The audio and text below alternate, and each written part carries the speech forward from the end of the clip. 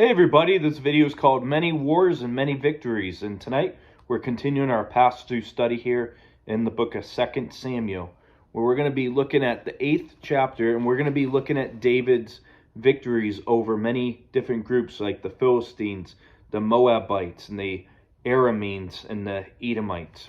And so, chapter 8, verse 1, it says, "After this it came to pass that David attacked the Philistines and subdued them.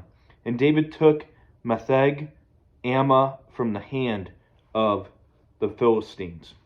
And so David's first priority was to deal with the Philistines to the west, whom we see that David quickly defeated and conquered.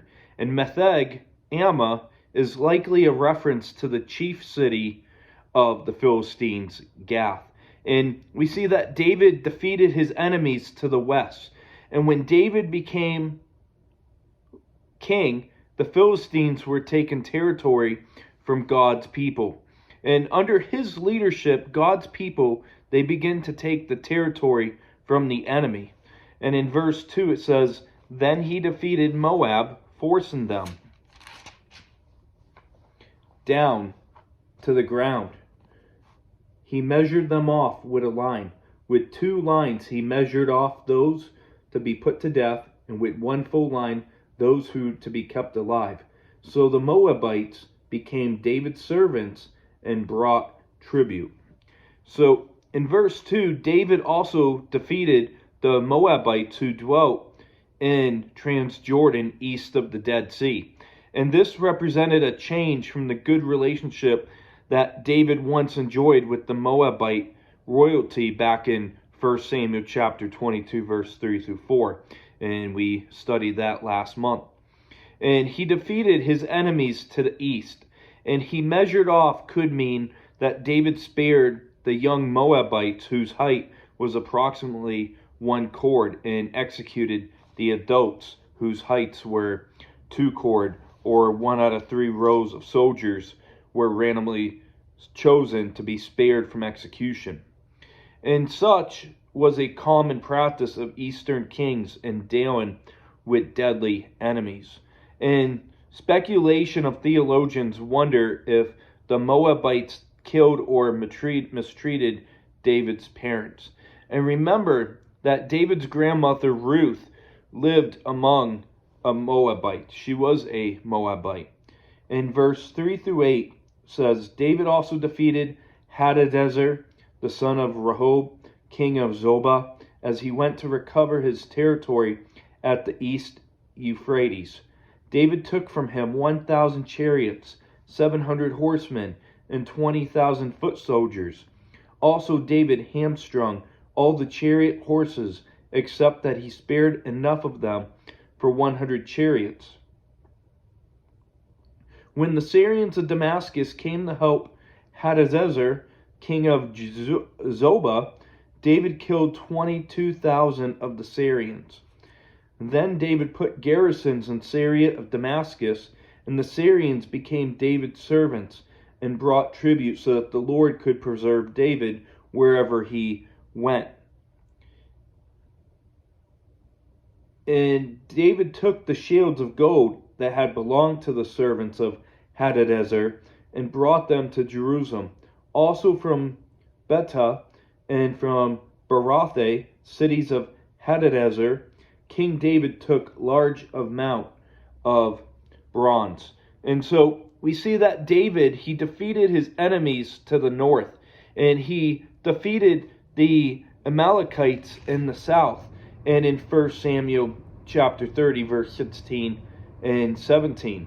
And Hadadezer was the personal name of the Canaanite storm god. In Psalm chapter 60, it honors this battle that it speaks about in verse 3. And Zobah was an Aramean kingdom north of Damascus, which we find back in 1 Samuel chapter 14, verse 47. In the New King James Version, uses 700 charioteers in verse 4. But when you look at 1 Chronicles chapter 18, verse 4, it says 7,000. And most theologians believe that 7,000 is the preferable number. And hamstringing the horses disabled him from military action by cutting back the sinews of the hind legs that we saw practiced back in June when we studied Joshua chapter 11, verse 6. And Syrians were Arameans, who were peoples located around the city of Damascus, as well as the area of Zobah.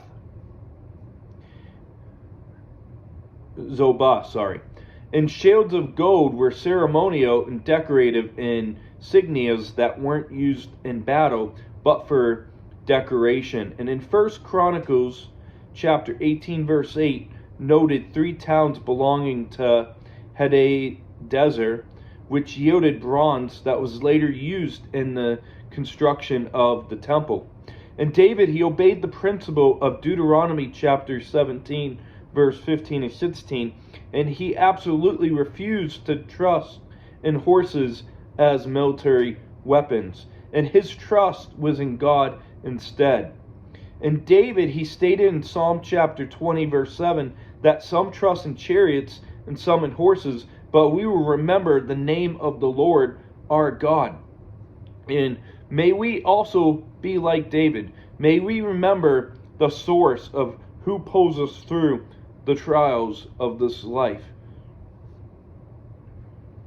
And verse 9 through 14 says, when Toi, king of Hamath, heard that David had defeated all the army of Hadadezer, then Toi sent Joram, his son, to the king David to greet him and to bless him, because he had fought against Hadadezer and was defeated him. For Hadadezer had been at war with Toi. And Joram brought with him articles of silver, articles of gold, and articles of bronze. King David also dedicated those to the Lord, along with the silver and gold that he dedicated from all the nations which he had subdued, from Syria, from Moab, from the people of Ammon, from the Philistines, from Amalek, and from the spoil of Hadadezer, the son of Rehob, king of Zobah. And David made himself a name when he returned from killing 18,000 Syrians in the Valley of Salt. He also put garrisons in Edom. Throughout all Edom he put garrisons, and all the Edomites became David's servants. And the Lord preserved David wherever he went. And so verse 9 through 14, Hamath was another Aramean territory that was located approximately 100 miles north of Damascus. And we see the king Toi was thankful to see his enemy Zobah crushed, and he desired to establish good relations with David. And so he gave David gifts to indicate that he voluntarily submitted to him as a servant. And we see then that David dedicated those gifts to the Lord. And David's victories, they were complete. We see that God used David to lead Israel to victory over enemies from every direction. And Israel possessed more land than God promised to Abraham back in Genesis chapter 15, verse 18 through 21, under David's reign, than out of any other time. And in verse 14, the Lord preserved David wherever he went, is the summary of the entire chapter. And every victory and every enemy subdued was a testimony of the Lord's preserving power in the life and in the reign of David. In verse 15 says, so David reigned over all Israel, and David administered judgment and justice to all his people. So we see that David ruled his kingdom in a righteous manner. We see that David was a great king to his people, and not just his people, but to the neighboring nations. In verse 16 through 18 says, Joab, the son of Zeruiah, was over the army. Jehoshaphat, the son of Ahilud, was recorder. Zadok, the son of Ahitub, and Ahimelech, the son of Abiathar, were the priests. Seraiah was the scribe. Benaiah, the son of Jehoiada, was over both the Cherethites and the Pelethites. And David's sons were chief ministers.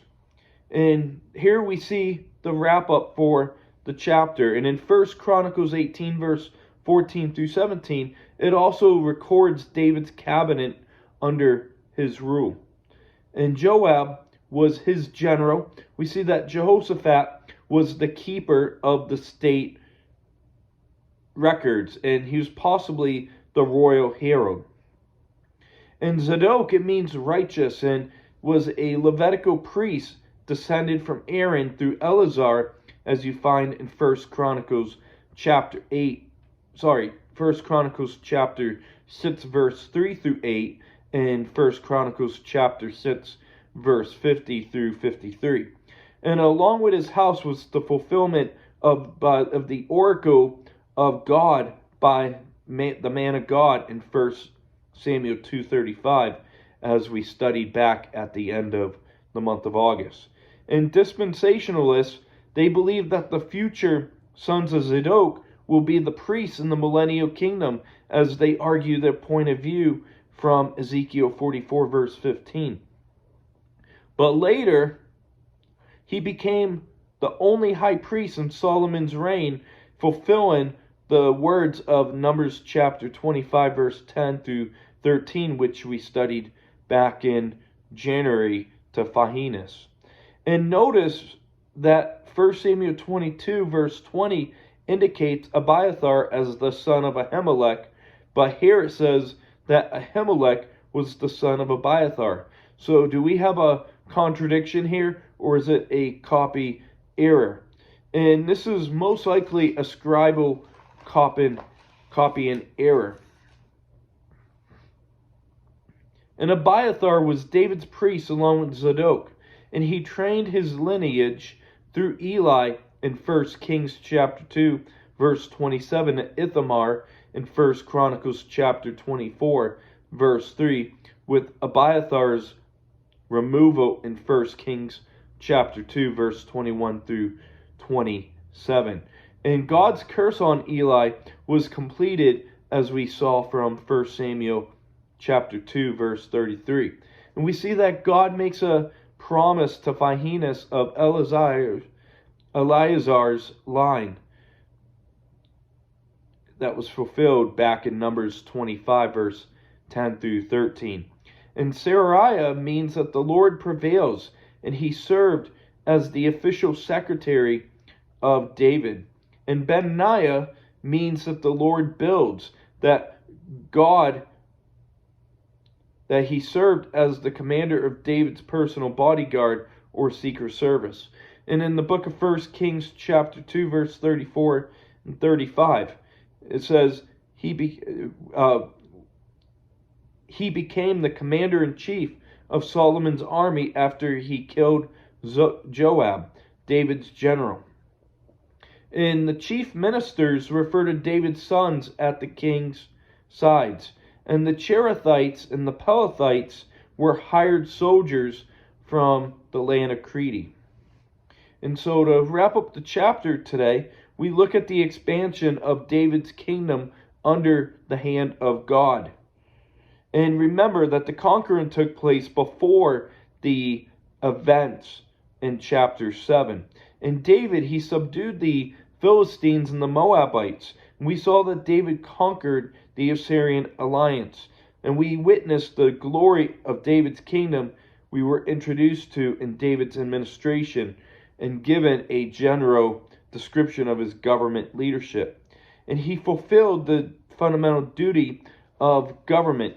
And what is that? We'll look at Romans chapter 13, verse 1 through 7. It says, "Let every soul be subject to the governing authorities, for there is no authority except from God, and the authorities that exist are appointed by God. Therefore, who resists the authority resists the ordinance of God. And those who resist will bring judgment on themselves, for rulers are not a terror to good works, but to evil. Do you want to be afraid of the authority? Do what is good, and you will have praise from the same.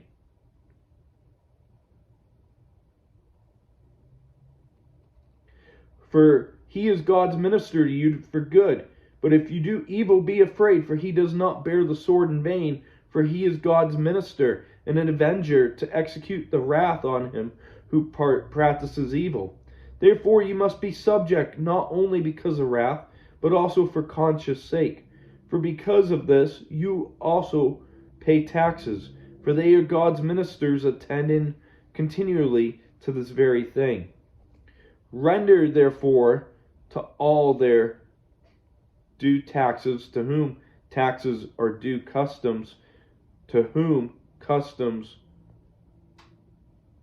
fear to whom fear, honor to whom honor. And government is to administer justice and judgment.